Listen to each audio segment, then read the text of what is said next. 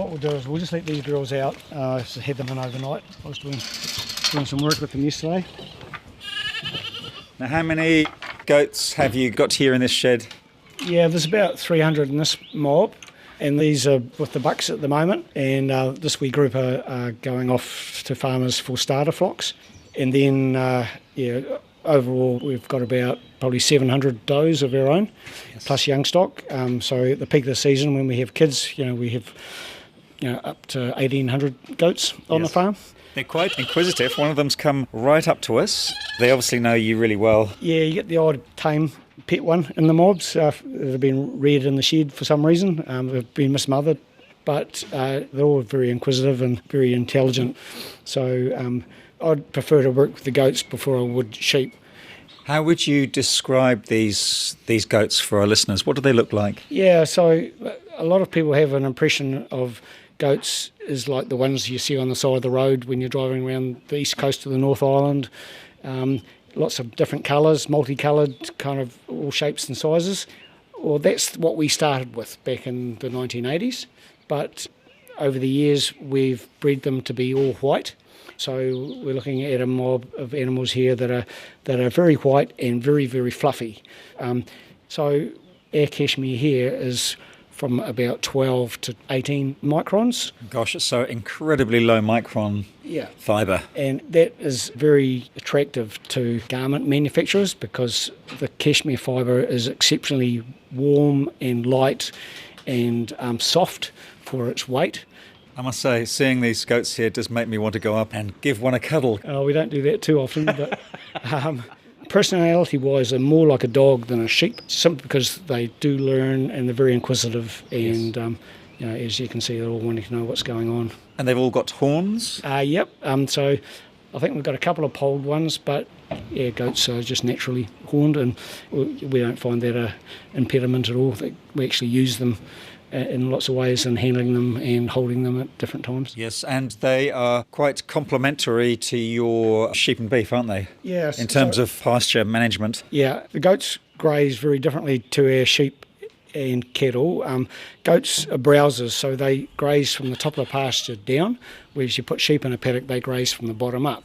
So kind of counterintuitively, we always lead with our goats, and we put the goats in the paddock first. They go through, they take out all the seed heads, all the thistles and weeds. They love things like briar, blackberry, broom, wilding pines. So they're really great at tidying up those weeds which would otherwise have to control by other chemical means. And then the sheep go in afterwards. Yeah, and so they take out all the reproductive parts of the plants, and the plants remain more vegetative. They eat high on the pasture, so they don't really get into the clover. And so you end up with clover dominant and vegetative pastures, which then when we feed to our cattle and our sheep, makes the cattle and the sheep actually grow faster. So we're getting a double win. So they're utilising feed we wouldn't otherwise utilise, and our other stock actually benefit and actually grow faster. And with the amount of rain you get down here, do you have issues with their hooves? Yeah, one or two, but to be fair, our composite sheep, we have issues with their feet from time to time as well. So it's a normal issue. It's But the thing is that we've grown our animals, like we're Southern Otago, we're on the front of the Catlin Ranges, so we're very exposed to that maritime weather that comes out of the Southern Ocean, and we like to see them challenged for feet. Talking about where we are right now, if we turn around, we've got quite a spectacular view across the district. Yeah, so from here we can see right through to the Kaitangata and coastal hills that go through to Dunedin. Here on the east, we look through to Mahanarangi, which is behind Dunedin Airport. We look up onto the Lammerlaw Ranges through to the north, which is up and behind Middlemarch, and in the very far distance over the back of those hills is Lake Onslow and behind Alexandra. And if we get a wee bit higher, we can't quite see from the shed here, but we can look right into northern Southland. And so this is, pretty much all southwest Otago we can see. Quite a nice vista for the goats in here. Yeah. And how long have you been farming on this land? Yeah, so I arrived here on this farm in 1991. I was brought up in the Clyde district where my brother still farms. How and why did you first start thinking about goats? Because I guess when you were younger, sheep and cattle were the main animals that people would farm. Yeah. As a lot of people will recall, back in the 1980s, there was a big boom in goats, and that was driven by a number of things, really. At the time, which is in lots of ways similar to today, sheep and beef returns weren't flash, and the SMPs had been removed. What are SMPs? Supplementary minimum prices. So farmers were getting paid a kind of a subsidy from the government to produce, okay, and all those got removed, and farmers ultimately had to look for an alternative. I come back from university and being overseas in 1985, and we were getting $11 for lambs and $2 for mutton. Okay, so farmers were really struggling. We had high interest rates, 17, 18% interest rates, and everybody was told, well, the sheep industry is a dinosaur and you're going to have to find something else to do. So farmers were looking for alternatives, and goats ticked the box on that. And the industry really exploded, and we went from no goats being farmed to about 1.5 million goats in New Zealand over about a 10-year period. And then, unfortunately, 1987 came along, the stock market crashed, and the industry kind of imploded, and goats got tarnished with a stigma because of that. Yep. So you were one of those farmers who invested in goats back then? Yeah, so we started with just 50 ferals out of the North Island ferals. They were motley old girls they were, and we started breeding and selected them. And then after the kind of crash, we still liked what the animals were doing on the farm. And because we were basically one of the last left, a number of the big flocks that had been imported and bred up, we got basically offered them, do you want them? Because otherwise they're just going to be disposed of. So we ended up with flocks like the Kiwi Cashmere stud out of Nelson, some of the Woodstock animals. High value flocks. Yeah, and good genetics. Yeah, so we ended up with this unique genetic pool, and now we've carried on. But one of the problems with the industry when it started was that breeding hadn't developed very much for very long. It was only a handful of generations from ferals. Today we're probably 20 or even more generations of selection. So our animals today are probably producing about 3 times the amount of fibre than what we did when we first started. But the value of the fibre hasn't really changed from that time in that period. What would a farmer get now for, say, a 14 to 16 micron fibre?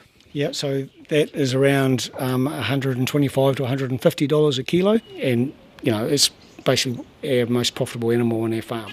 So how much on average do these goats produce? Yeah, well, our flock is just under 400 grams per doe, and they average about 16 microns. And the hoggets, which is their first fleece, they're producing about 180 grams at just over 14 microns. Mm.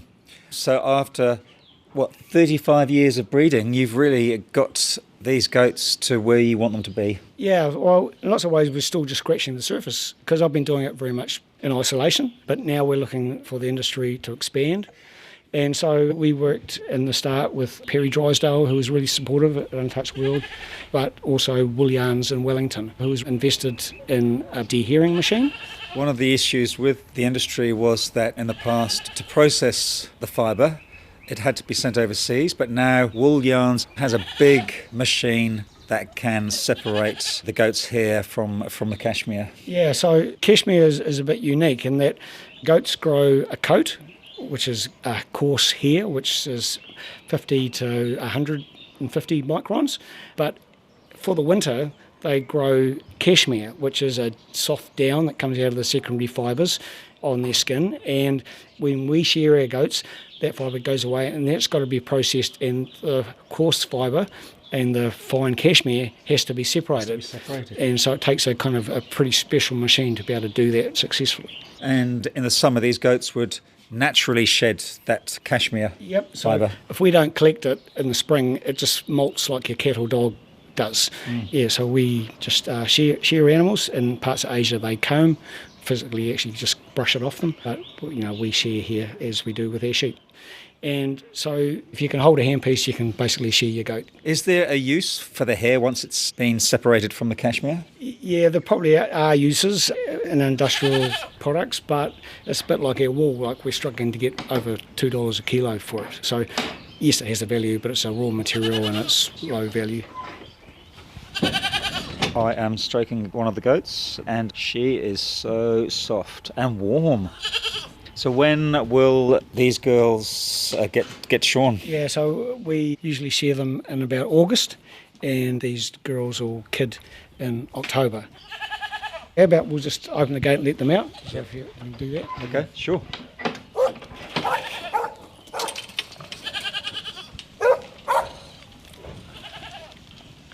Come on, girls, come on.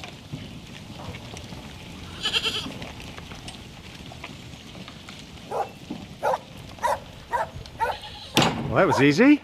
Yeah, pretty simple.